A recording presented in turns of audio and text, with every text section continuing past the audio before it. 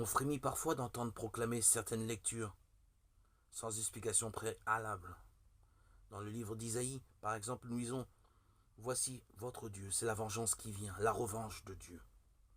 Récemment, encore une personne bien intentionnée suggérait de supprimer ce passage trop choquant pour nos oreilles. C'eût été bien dommage, et de surcroît tout à fait déplacé, de censurer la parole de Dieu. Qui sommes-nous pour oser chose pareille? Mieux vaut faire l'effort de la comprendre. Mais reconnaissons-le, il y a des mots qui fâchent, et pas seulement dans l'Ancien Testament. Dans le cas présent, le mot vengeance, pris au premier degré, nous heurte inévitablement. Mais il suffit de remettre la fameuse phrase d'Isaïe dans son contexte pour nous rassurer. Continuons seulement un peu de lecture. Voici votre Dieu.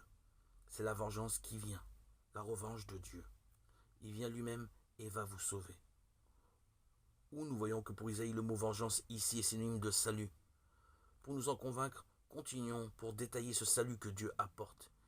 Isaïe cite les aveugles qui voient, les sourds qui entendent, les boiteux qui bondissent, le désir brûlant, devenu hospitalier et gorgé d'eau. Cette fois donc, un simple regard sur le contexte littéraire du mot qui fâche nous a réconciliés avec lui. Parfois, il faudra prendre en compte le contexte historique d'une expression, l'évolution de la langue ou encore l'évolution de la pensée religieuse d'Israël. Mais dans tous les cas, n'oublions jamais que la parole de Dieu est pour nous bonne nouvelle et acceptons de faire un effort pour la comprendre ainsi.